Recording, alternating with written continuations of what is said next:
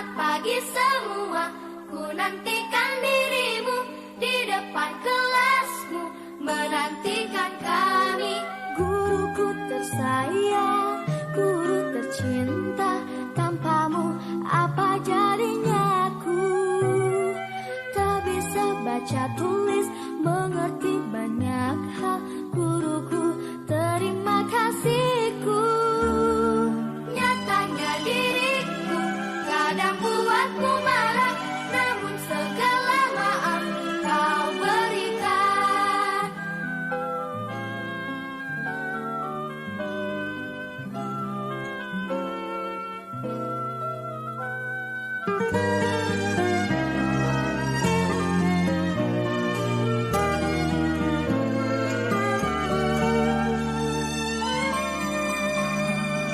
Selamat pagi semua, ku nantikan dirimu di depan kelasmu, menantikan kami.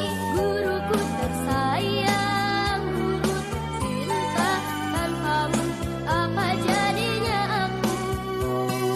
Tak bisa baca tulis, mengerti banyak hal, guruku terima kasihku. Nyatanya diriku kadang buatmu marah, namun segala maaf kau berikan. Guruku tersayang, guru tercinta, tanpamu apa jadinya aku? Tak bisa baca tulis, mengerti banyak hal, guruku terima kasihku.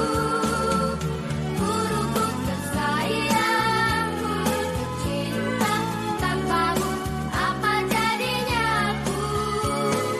Tak bisa baca tulis, mengerti banyak hal, guruku terima kasihku.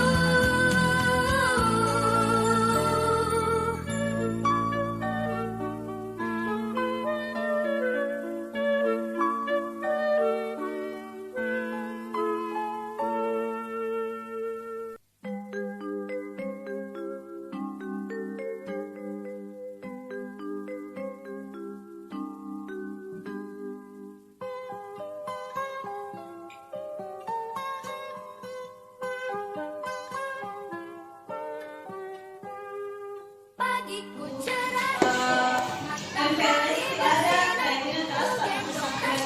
Sampai ke saya apa kayak kita kelas Kak. Sekarang kita buat pagi kayak kita kelas kembali. Yang pertama, saya mau bertanya, nantikan kami. kelas apa yang kira-kira anak dapat? Tanpamu apa jadinya aku? Tidak ada kelas yang didapatkan. Kelas? Kelas bersebeda. Nah sekarang saya bandingkan ini saja, kemudian silakan tulis kelas apa yang kalian dapatkan.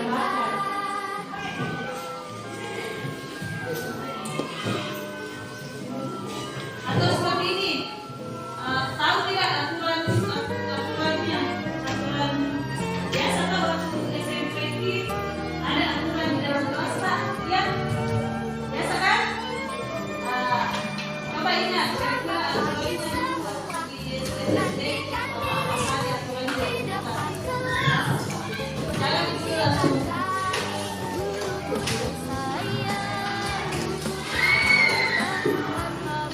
Apa kira-kira yang dulu itu? Dasar apa?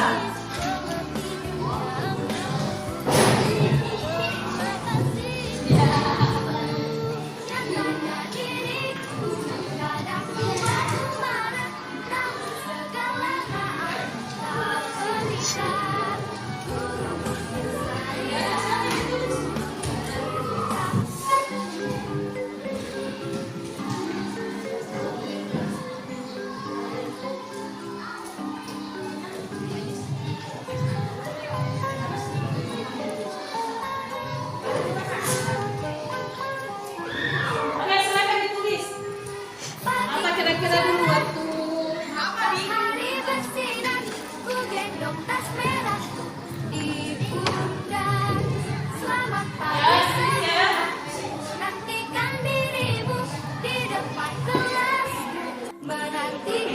Siapa yang selesai? Iya. tersayang, Iya. cinta tanpamu Oke. apa jadinya aku. Kasih. Siapa lagi? Baca tulis mengerti. Ya. Terima kasih Boleh ditulis, tapi kadang sudah terlanjur. diriku, kadang buatmu marah, namun segala maaf kau berikan. Selesai? Tidak dipotong tadi. Siapa lagi? Ya.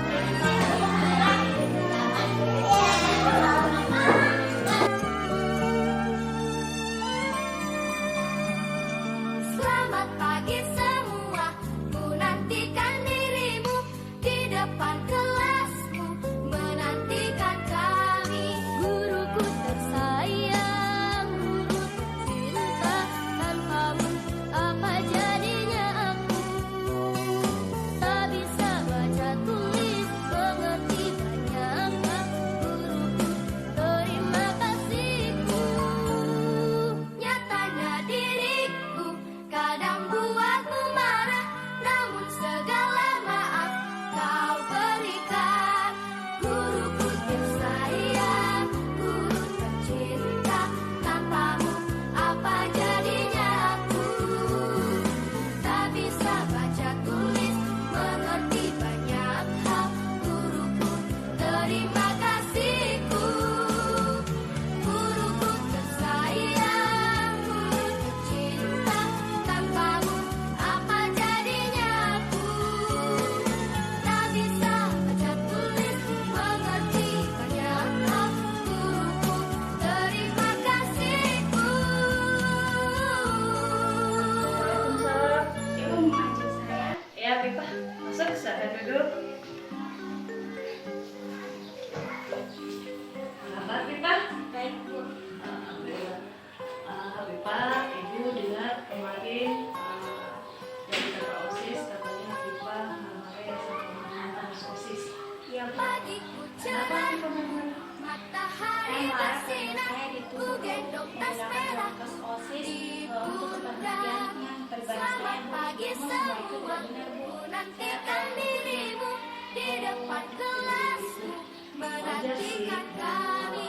Guruku tersayang, guru tercinta, tanpamu apa jadinya aku. Tak bisa baca tulis, mengerti banyak hal. Saya mendatangi teman-teman Terima dan kasihku. serta memaki mereka. Nyatanya diriku kadang buatmu marah, namun segala maaf kau berikan.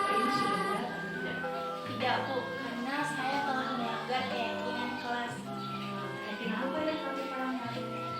Keyakinan yang saya langgar itu adalah tidak menghormati teman, Bu, serta berkata-kata kepada teman. Betul sekali. Jadi seharusnya Selamat pagi semua, bicara baik-baik sama nantikan dirimu di depan kelasmu, menantikan kami. Guruku tersayang, tanpamu apa jadinya aku. Tak bisa baca tulis, mengerti banyak hal. sekarang tinggal Terima kasihku. Saya akan meminta maaf kepada Nyatanya diriku dan saya akan kadang berjanji buatmu marah, namun segala maaf bersabar lagi. kau berikan. Jika ada masalah, saya akan membicarakan baik-baik kepada Cinta tanpa jadi apa jadinya aku. Tak bisa baca tulis, mengerti banyak hal. Terima kasihku. Guruku tersayang, Makasih ya. tanpamu apa jadinya aku. Tak bisa baca tulis, mengerti. Assalamualaikum warahmatullahi wabarakatuh. Perkenalkan, nama saya Habibah dari kelas 9C. Saya merasa senang sekali diajak berdiskusi dengan Ibu Nani untuk lebih mengendalikan diri dari amarah karena perilaku teman-teman saya, dan saya juga harus lebih bersabar lagi dan juga menghormati teman-teman saya. Terima kasih. Kabar Ikram? Wah, baik ya. Ikram, tadi ibu ketemu sama Pak Samsudin, katanya kemarin Ikram bolos jam terakhir ya? Kemana? Kenapa bolos? Saya pergi nonton pertandingan SMA dulu. Oh, gimana pertandingannya? Siapa yang menang? Biasanya menang nanti. Oh, PSM. Oh, tenang dong. Oke, ibu mau bertanya kira-kira dengan bolos kemarin, Ikram melanggar keyakinan apa? Keyakinan apa ya? Ikram melanggar? Keluar dari jangan Sekali ya, jadi kemarin itu melanggar keyakinan terkait dengan rasa tanggung jawab dan berbagi orang lain. Kalau Ikram mau saya rasa mendapat cara bukan berarti harus mendirikan diri sendiri dan tidak menghormati orang lain. Ikram ya. Nah, sekarang Ikram tahu ya, tindakannya kali ini melanggar ya, kira-kira apa yang akan Ikram lakukan atau memperbaiki kesalahan Ikram kali ini? saya bertemu dengan Pak Samsudin untuk menyaksikan diri saya dalam mudah bekerja dengan teman untuk mengalami pelajaran yang lain. Jadi Ikram sama dengan Samsudin ya, kamu untuk apa? Untuk menyelesaikan tugasnya. Dan minta maaf ya. Kemudian tadi juga mengatakan bahwa Ikram mau meminjam ya untuk catatan temannya dan menyalin catatan temannya itu. Jadi kira-kira kapan dilakukan ini dalam satu minggu hari ini? Luar biasa ya, akhirnya Ikram menyadari kesalahannya dan menyesali perbuatannya dan mau meminta maaf kepada Pak Sam dan menyalin catatan. Jadi makanya Ikram ketemu dengan Pak Samsudin kemudian pinjam. Saya Ikram dari masih mau bolos. Ya. Besok juga bisa bolos ya. Oke Ikram, makasih. Assalamualaikum warahmatullahi wabarakatuh. Perkenalkan, nama saya Ikram dari kelas 8B. Saya merasa senang karena telah diajak berdiskusi dengan Ibu Nani dan saya menyesal atas perbuatan saya sudah bolos tidak mengikuti pelajaran di jam terakhir dengan alasan menonton pertandingan sepak bola PSM versus Persija. Saya berjanji untuk menjadi siswa yang bertanggung jawab dan menghormati orang lain. Assalamualaikum warahmatullahi wabarakatuh. Sayang, guru tercinta, tanpamu apa jadinya aku? Tak bisa baca tulis. Bismillahirrahmanirrahim. Assalamualaikum warahmatullahi wabarakatuh. Bapak Wakil Kepala UPT SMP Negeri 5 Martengah yang saya hormati, Bapak dan Ibu Guru yang saya hormati, serta staf tata usaha yang saya hormati pula. Marilah kita senantiasa memanjatkan puji syukur kehadirat Allah Subhanahu wa Ta'ala atas segala nikmat yang Allah telah berikan kepada kita semua. Demikian juga mari kita kirimkan salawat dan taslim kepada junjungan kita Nabi besar Muhammad Sallallahu Alaihi Wasallam, manusia terbaik sepanjang zaman. Dan insya Allah semoga suatu hari kelak kita bisa bersama beliau. Bapak dan Ibu yang saya hormati, terima kasih atas kesempatannya, atas kesediaannya menghadiri pertemuan kita pada pagi hari ini, yaitu rapat kerja Dewan Guru beserta Kepala Sekolah. Namun sebelumnya itu Bapak Ibu, ada kegiatannya Ibu Nani yang akan disampaikan pada pagi hari ini, yaitu kegiatan diseminasi atau penyebaran pemahaman penerapan budaya positif, yang salah satunya adalah penerapan 3S yang saya umumkan di grup. Mudah-mudahan sudah terlaksana tadi pagi Bapak Ibu. Ya, namanya budaya positif berarti sesuatu yang harus kita terapkan di sekolah kita, khususnya kepada anak-anak kita. Ya. Supaya lebih jelas apakah itu budaya positif, kita serahkan saja kepada Ibu Nani untuk menjelaskannya.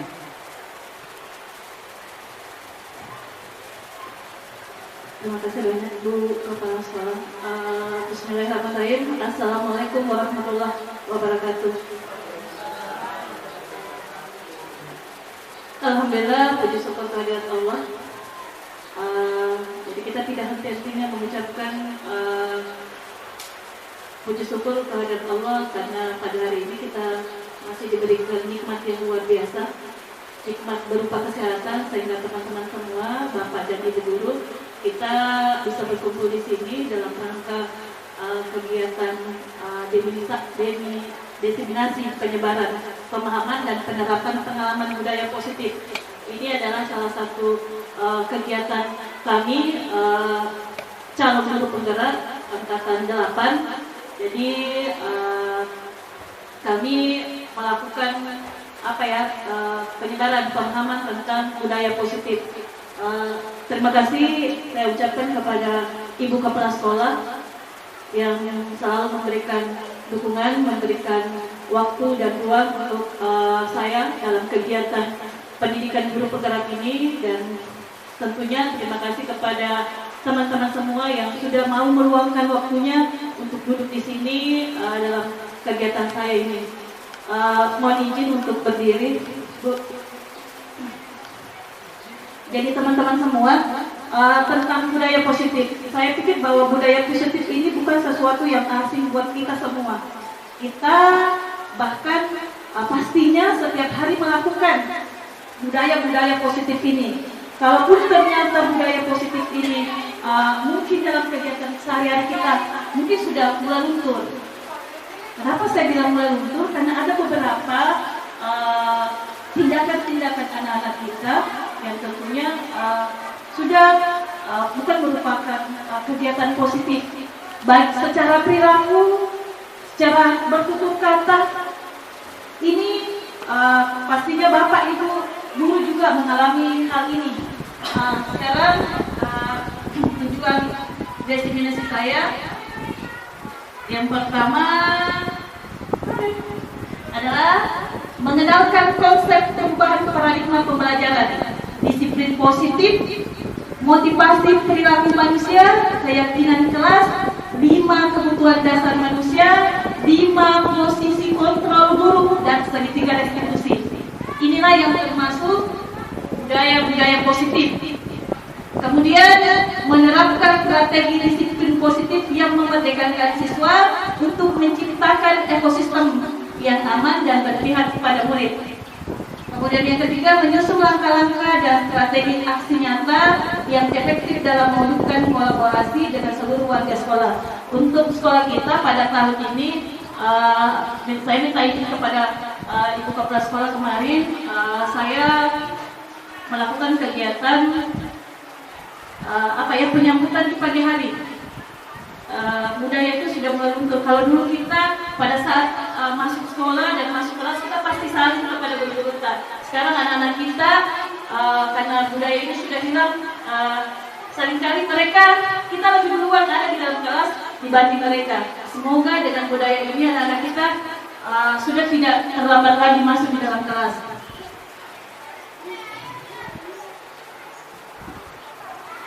Sekarang pembelajaran dengan paradigma baru.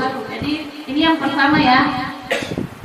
Untuk pembelajaran dengan paradigma baru ini dilakukan berdasarkan prinsip pembelajaran yang berdiferensiasi. Jadi berdiferensiasi sehingga setiap siswa belajar sesuai dengan kebutuhan dari tahap perkembangannya untuk mewujudkan profil pelajar Pancasila. Jadi Bapak Ibu guru, pastinya sekarang kan sudah tahun ajaran 2023-2024 untuk anak-anak kita di kelas 7. Kurikulum yang kita gunakan adalah kurikulum Merdeka Belajar. Tentunya pembelajaran yang kita akan lakukan di dalam kelas adalah pembelajaran diferensiasi. Berdiferensiasi, diferensiasi itu adalah perbedaan. Bapak dan Ibu guru, peserta didik kita itu sebetulnya memiliki keunikan masing-masing, memiliki perbedaan. Jadi kalau dulu kita itu masuk ke dalam kelas saja, kemudian memberikan materi tanpa mengetahui kebutuhan mereka sebetulnya apa. Maka dengan pembelajaran diferensiasi ini, insya Allah kebutuhan belajar anak-anak kita tentunya akan terpenuhi.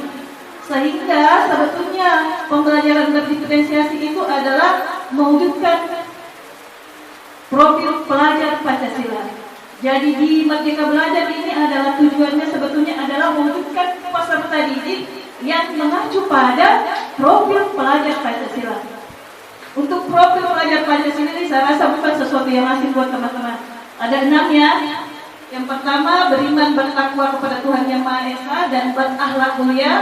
Kemudian berkebinekaan global, kemudian mandiri, kemudian bergotong royong, bernalar kritis dan kreatif. Jadi ini yang akan kita wujudkan nanti di Merdeka Belajar dengan pembelajaran berdiferensiasi. Nah, ini konsep utamanya ya. Nah, sekarang kita masuk pada disiplin positif. Nah, ini nih ya di Suryani. Nah, peserta didik kita kurang sekali disiplin positifnya. Sekarang kira-kira mungkin ada teman-teman yang bisa mengemukakan apa sih sebetulnya disiplin positif itu? Disiplin positif itu apa? Kira-kira? Atau disiplin saja?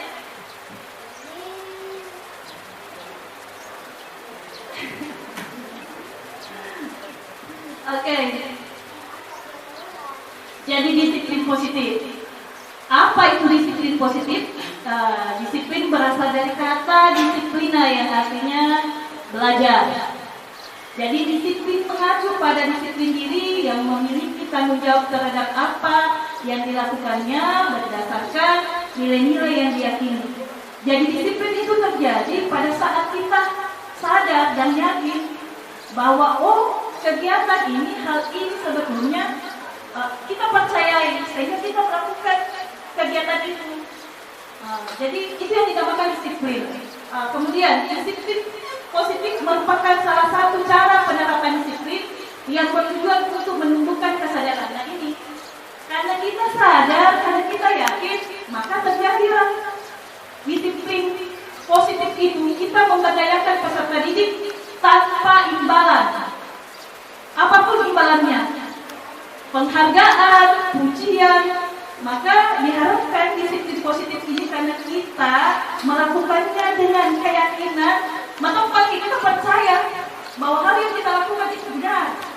Ini positif akhirnya nanti.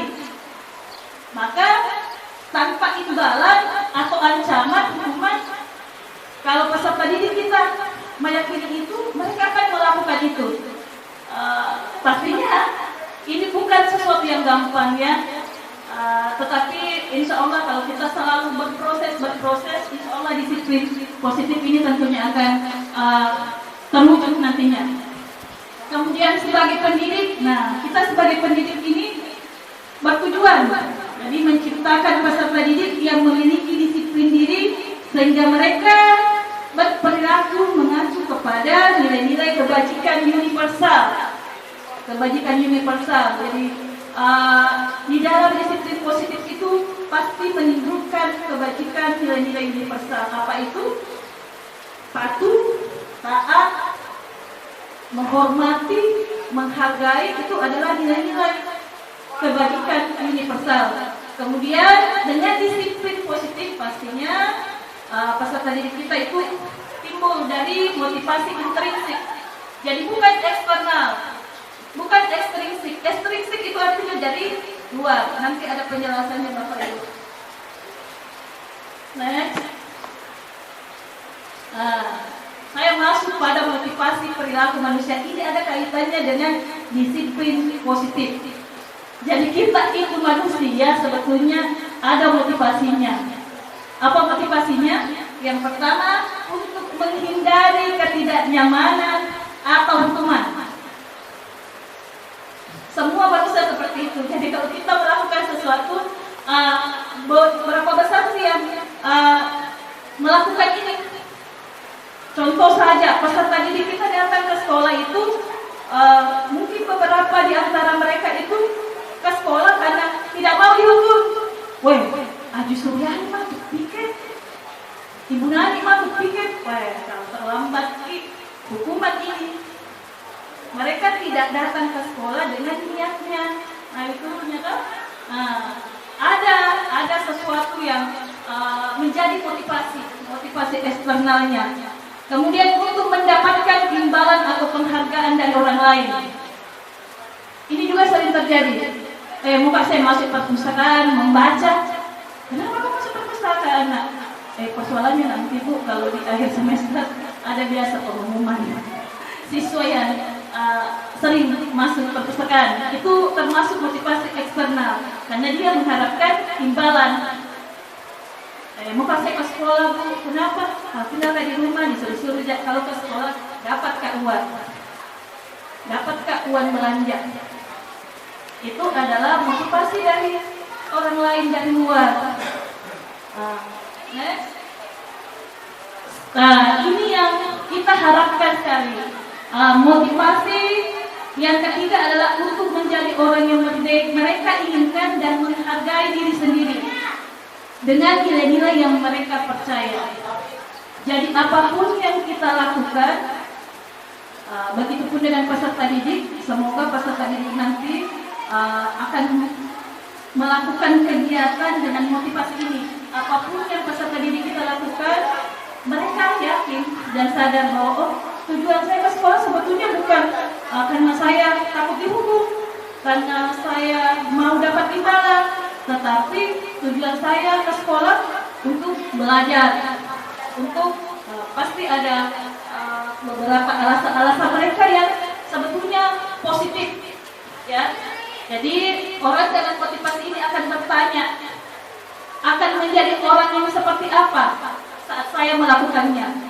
Mereka melakukan sesuatu karena nilai-nilai yang mereka yakini dan hargai. Dan mereka melakukannya karena mereka ingin menjadi orang yang melakukan nilai-nilai yang mereka yakini tersebut.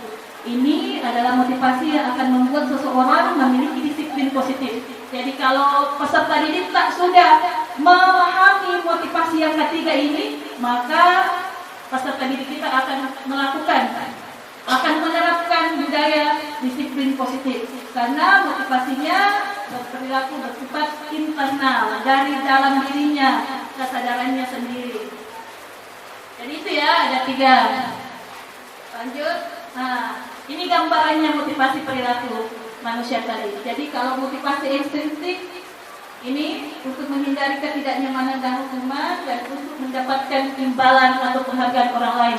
Ini ekstrinsik dari luar. Kalau motivasi intrinsik ini untuk menjadi orang yang mereka inginkan dan menghargai diri sendiri dengan nilai-nilai yang mereka percaya.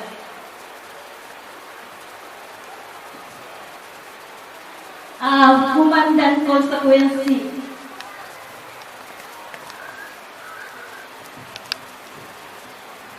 Kira-kira saya bertanya kepada teman-teman semua, hukuman dan konsekuensi itu sama atau tidak? Hukuman dan konsekuensi.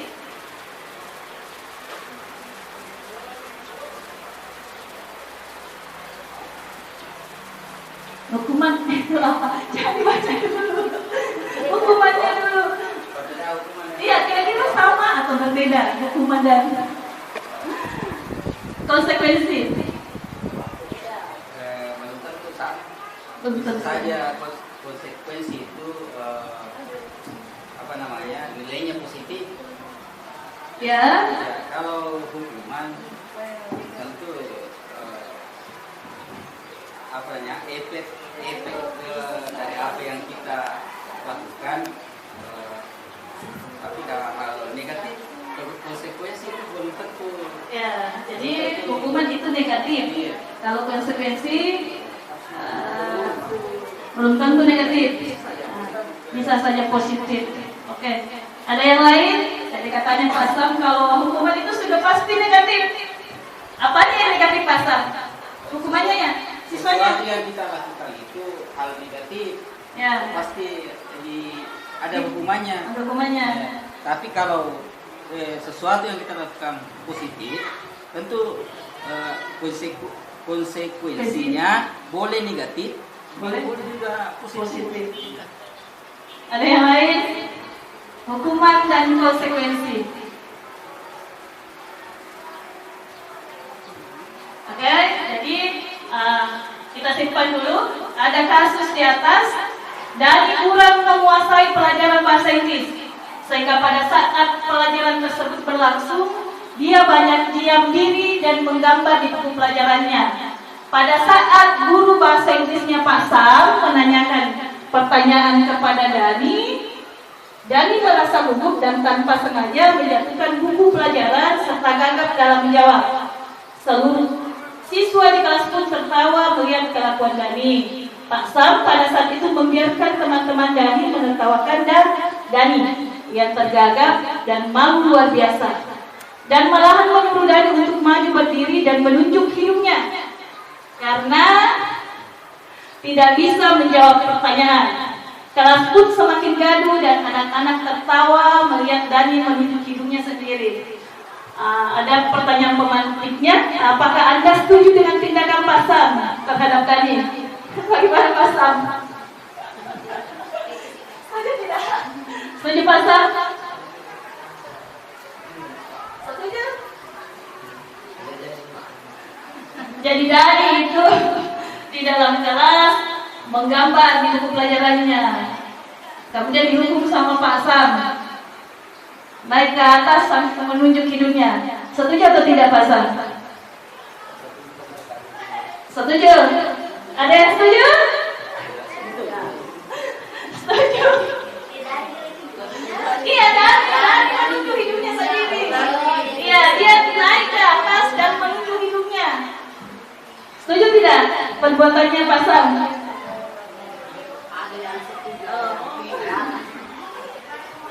Kemudian menurut Anda, apakah tindakan Pak Sam terhadap Dani merupakan hukuman atau konsekuensi? Hukuman atau konsekuensi? Hukuman.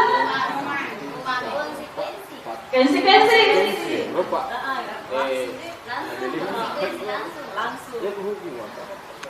Ya, sekarang. Jadi tadi ada yang setuju atas tindakan Pak Dani dan ada yang tidak setuju. Kalau saya pribadi tidak setuju, karena itu akan mempengaruhi dampak buruk kepada anak-anak kita. Apalagi dengan situasi satu kelas menertawakan. Bisa-bisa saja kalau kita melakukan itu terus-menerus, anak kita ini pasti sudah malu, sudah tidak mengakibatkan tidak mau datang ke sekolah. Ya, karena di sini tidak ada kayak menstabilkan identitas.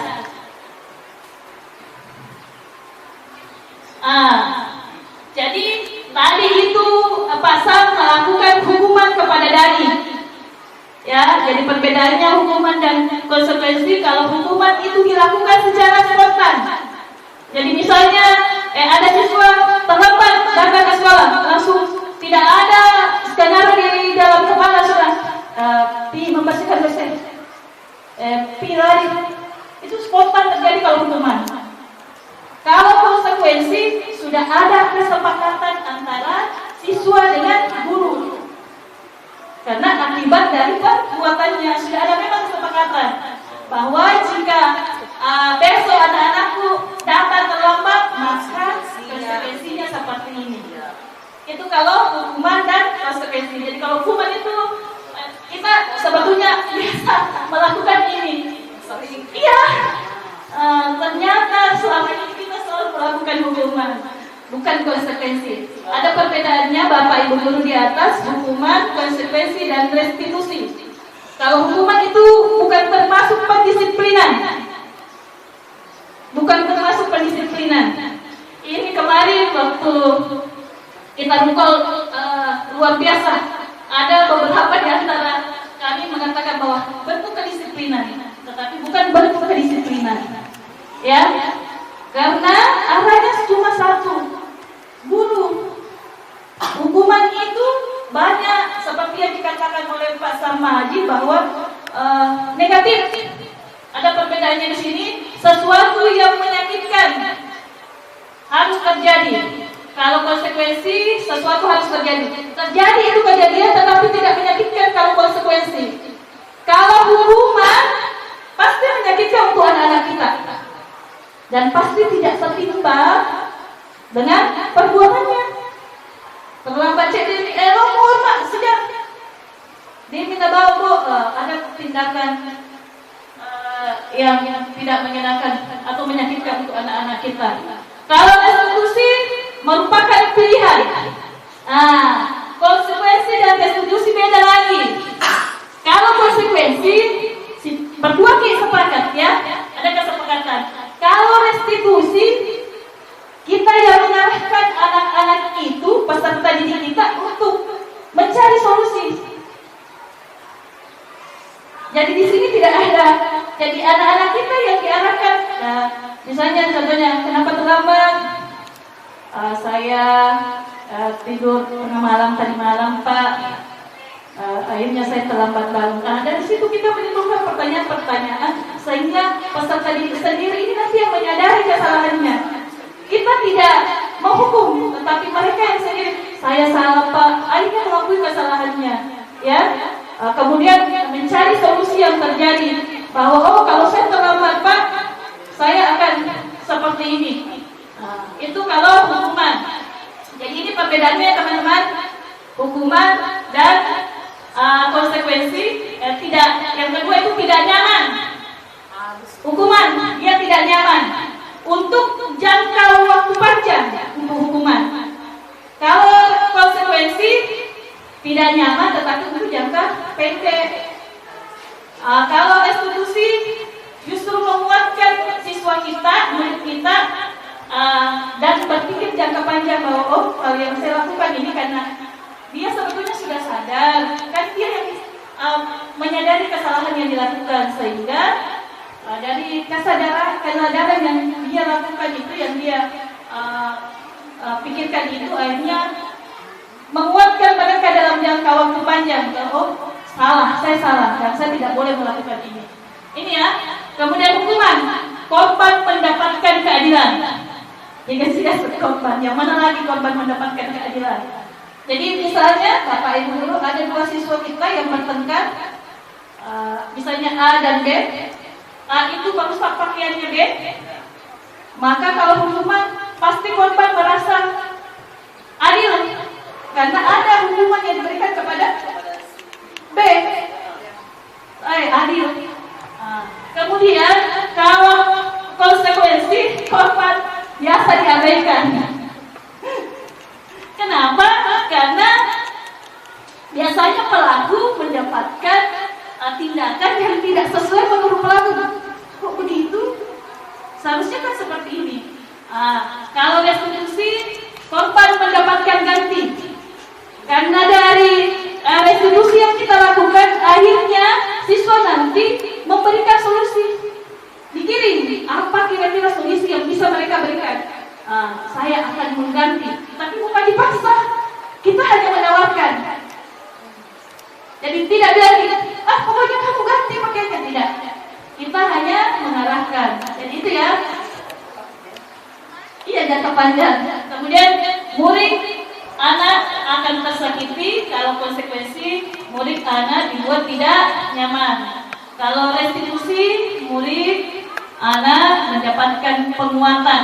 Jadi ini perbedaannya antara hukuman, konsekuensi, restitusi. Yang jelasnya kesimpulannya seperti yang dikatakan Pak Sam, hukuman itu negatif, konsekuensi itu netral. kita berada di posisi netral. Kemudian restitusi itu positif hasilnya nanti, ya. Ya, sebetulnya kita pasti membutuhkan proses yang luar biasa. Karena kalau kita mau menerapkan restitusi ini, kita tidak boleh langsung melihat hasil, akan lama. Next. Mari kita lihat. Kira-kira di atas itu ada beberapa kasus lari menyelidiki lapangan basket 2 kali karena terlambat hadir di sekolah. Hukuman atau konsekuensi? Hukuman. Membersihkan coretan yang dibuatnya di meja tulis.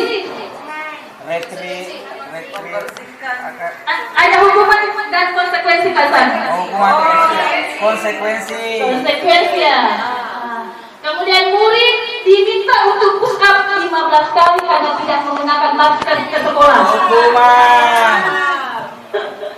Kemudian menggantikan kertas tugas teman yang telah dicoret-coret. Konsekuensi. Berjemur di lapangan basket. Hukuman. Wah, luar biasa ini. Murid diminta bertelanjang kaki sepanjang hari karena tidak menggunakan sepatu warna hitam. Hukuman. Hukuman Pak Bahar. Hukuman. Kemudian berdiri di depan kelas sambil mengangkat kaki satu karena tidak bisa menjawab pertanyaan. Hukuman. Macam mana luar biasa SMP.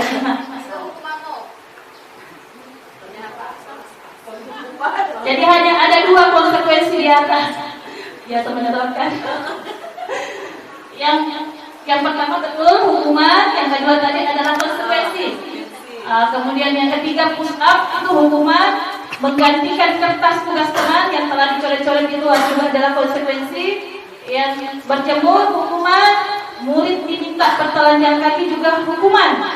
Kemudian berdiri di depan kelas sambil mengangkat kaki 1 karena tidak bisa menjawab pertanyaan juga hukuman. Wah, berikan dulu aplaus untuk Bapak dan Guru, luar biasa. Dapat motivasi.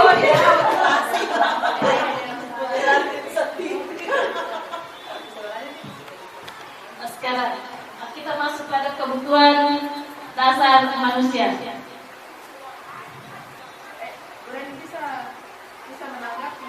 Nanti Bu. Kebutuhan dasar manusia adalah segala sesuatu yang kita lakukan untuk mendapatkan apa yang kita inginkan. Jadi pada dasarnya teman-teman, Bapak dan Ibu Guru, kebutuhan dasar kita ada 5. Begitupun dengan peserta didik kita, yaitu bertahan hidup, kasih sayang yang rasa diterima, penguasaan di dalam kita melakukan proses pembelajaran. Kan kadang tuh peserta didik langsung tiba-tiba buat pula.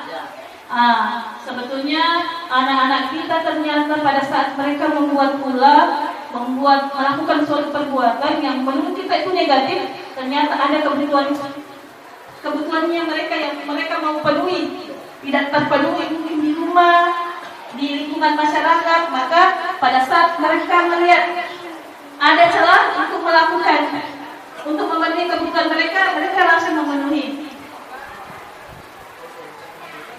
Ada kasus Ibu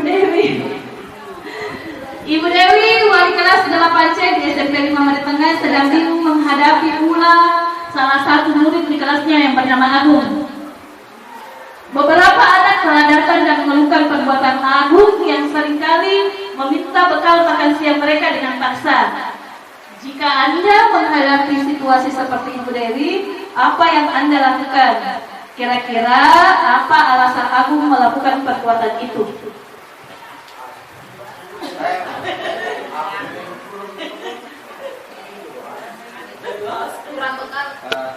Kalau saya sebagai guru, tentu Agung ini saya akan panggil tentu dengan bicara 4 mata. Saya harus mengetahui bagaimana kondisi atau latar belakang keluarganya. dia tinggal sama siapa, dan apa pekerjaan orang tuanya. Sehingga dengan melihat latar belakang keluarga si Agung, maka kita akan tahu alasan kenapa Agung ini tidak pernah membawa makanan. Ya, tentu seperti itu Bapak Ibu. Nah, kalau kita sudah tahu, ya tentu akan terjawab. Oh, ternyata Agung selalu meminta makanan terhadap teman-temannya karena memang misalnya dia tinggal seorang diri, tidak ada yang menyiapkan makanan, ya seperti itu. Atau misalnya orang tuanya sakit-sakitan, atau orang tuanya tidak mampu sehingga tidak bisa menyiapkan makanan yang menjadi bekal bagi Agung untuk dibawa ke sekolah. Terima kasih. Luar biasa Pak Sam. Jadi betul sekali.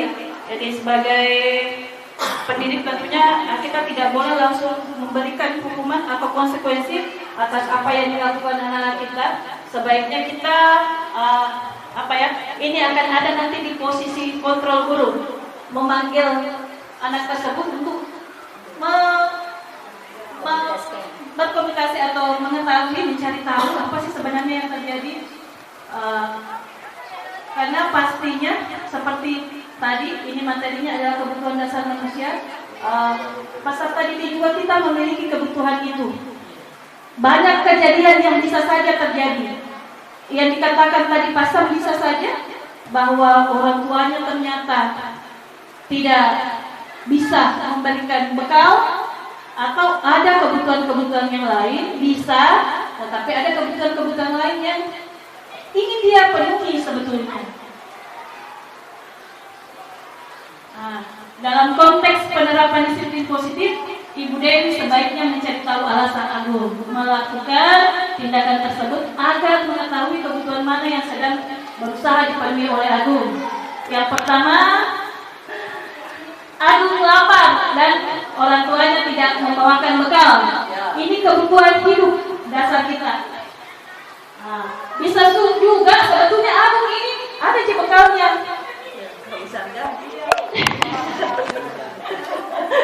Ya bisa kan?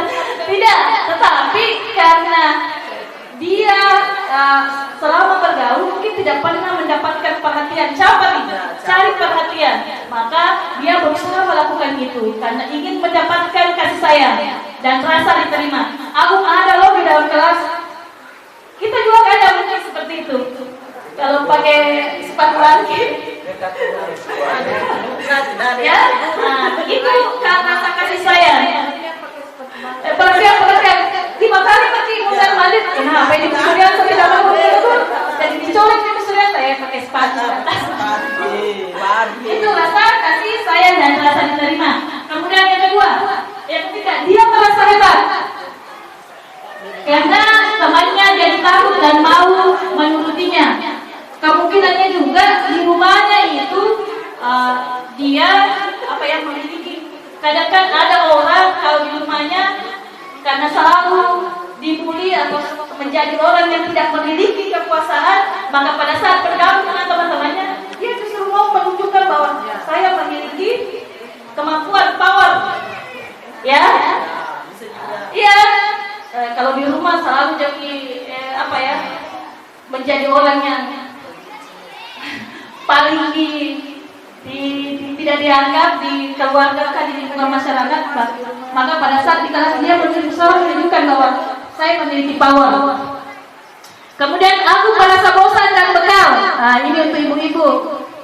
Jangan sampai anaknya bosan dengan bekalnya, ganti-ganti bekalnya. Karena bisa saja karena bosan dengan nasi goreng terus, selangkar dadar terus, jalan kotek terus, akhirnya karena Agung melihat bekalnya temannya, dia pengen juga mencicipi bekal temannya. Kemudian yang terakhir, Agung hanya iseng dan dia menikmati ekspresi temannya yang kesal dan marah. Jangan salah, kadang ada anak kita seperti ini. Dia hanya suka kalau temannya marah-marah. Kita pun kadang seperti itu. Biasa karena kalau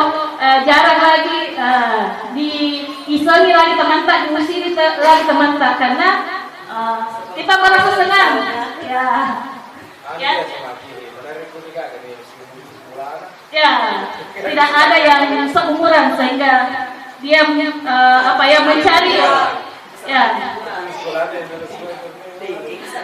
kesenangan begitu.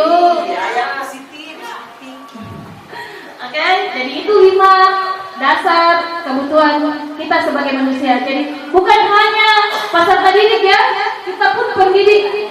Jadi kalau ada di antara kita misalnya Ibu Wiwi, kita cari kenapa Bu Wiwi seperti ini. Jadi ini manusia semuanya. Sekarang saya masuk pada keyakinan kelas. Mengapa keyakinan kelas bukan peraturan kelas? Mungkin Bapak Ibu guru kalau tentang keyakinan kelas ini belum terlalu ini ya, karena mungkin sesuatu hal yang baru buat kita. Tapi kalau peraturan kelas pastinya kita di dalam kelas kita, wali kelas pasti memiliki peraturan kelas. Sekarang kira-kira apa perbedaannya keyakinan kelas dan peraturan kelas?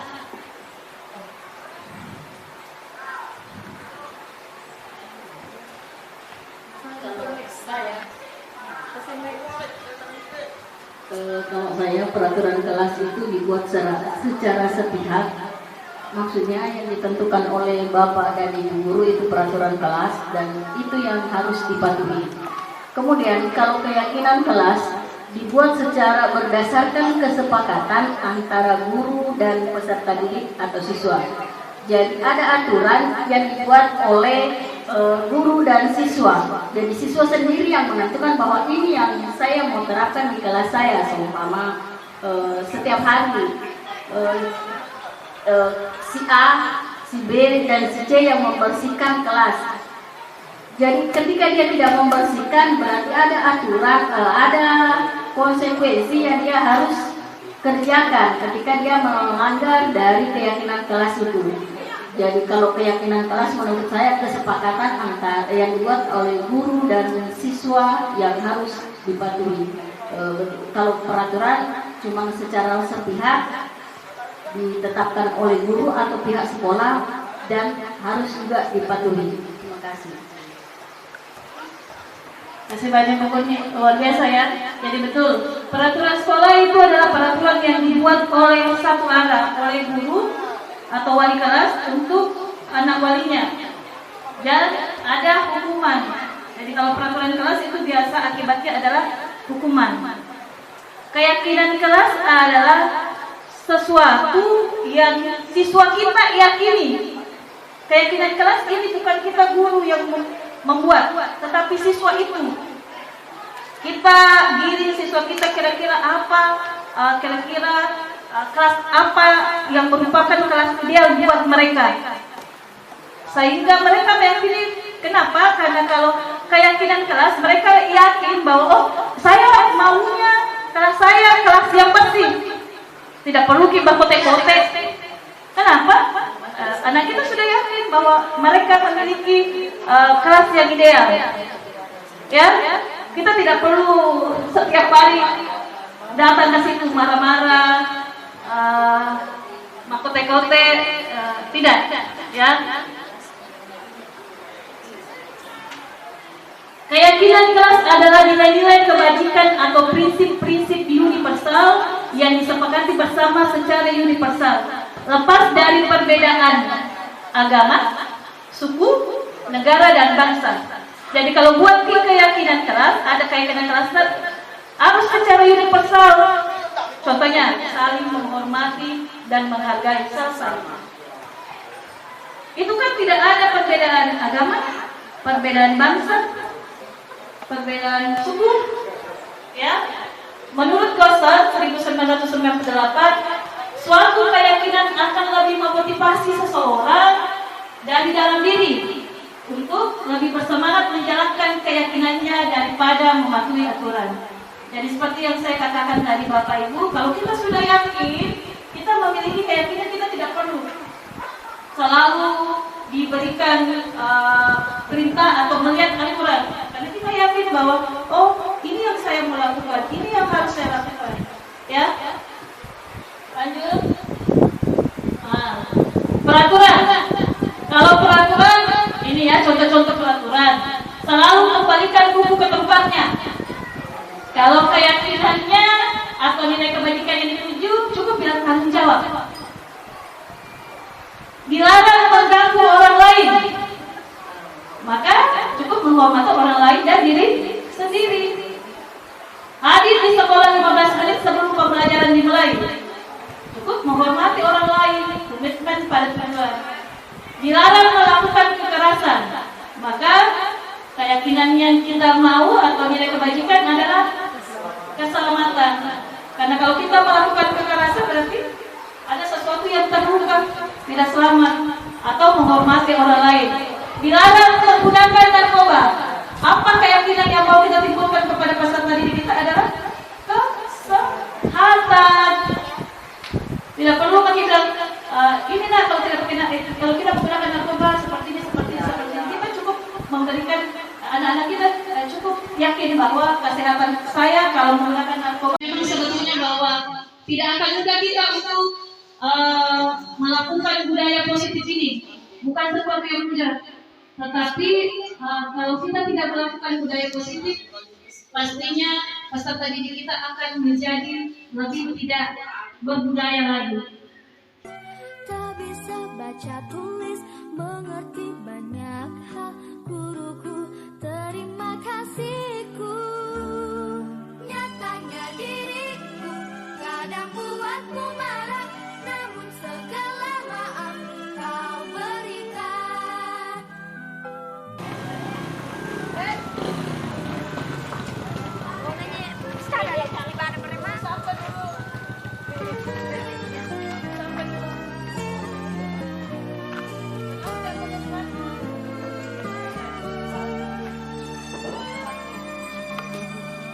Selamat pagi semua, ku nantikan dirimu di depan kelas. Menantikan kami, guruku tersayang. Apa jadinya aku? Tak bisa baca tulis, mengerti banyak. Terima kasihku. Nyatanya diriku kadang buatmu marah, namun segala maaf kau berikan.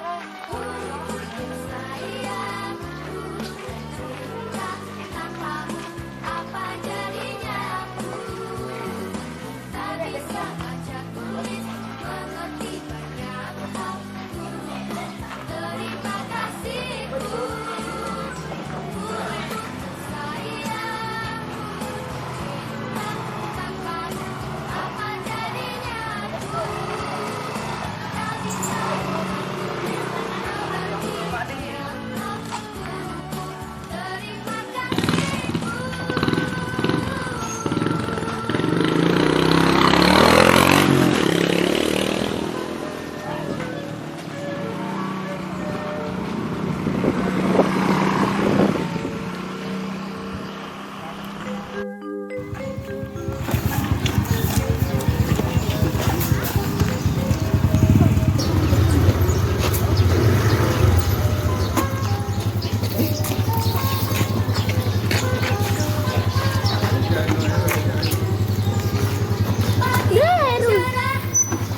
Matahari bersinar, ku gendong tas merah. Selamat pagi semua, menantikan dirimu di depan kelas. Nama pahlawan gitu. Cuma di dalam lo. Ketemu. Di dalam lo mana?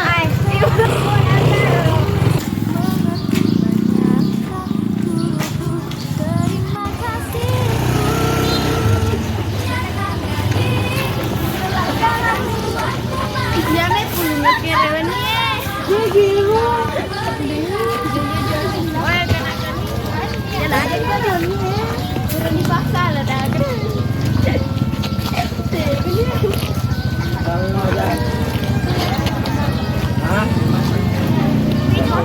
Ya, bisa langsung jalan.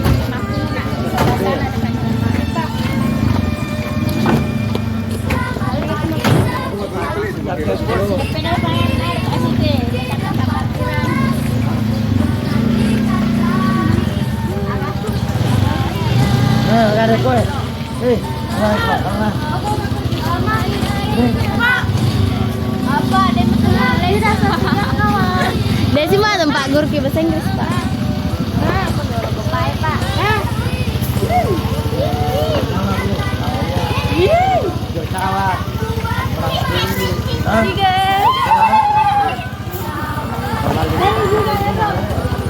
Oke.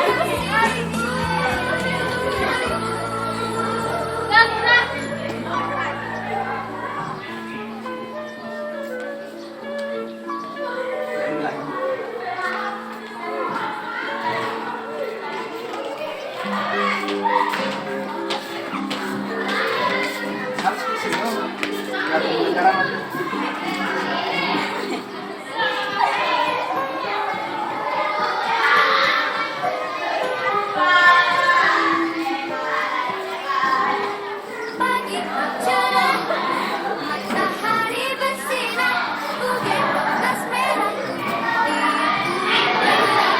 Selamat pagi semua, ku nantikan dirimu di depan kelasmu, menantikan kami.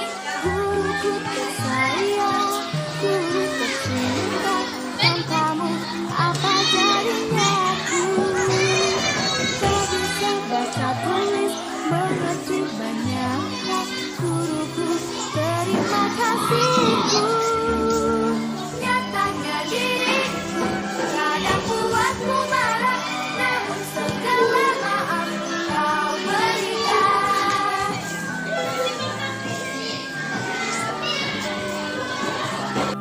Merupakan singkatan dari senyum, salam, dan sapa, merupakan bentuk pendidikan karakter dan penumbuhan budi pekerti kepada seluruh warga sekolah.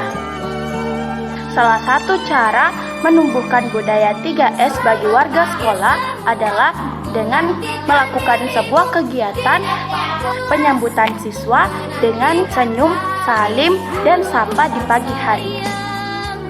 Pendapat saya mengenai budaya 3S ini adalah budaya 3S tersebut sangat membantu dalam membentuk karakter pada peserta didik serta menguatkan tali silaturahmi antara seluruh warga sekolah. Selanjutnya, saya akan menjelaskan mengapa kita harus menerapkan budaya 3S.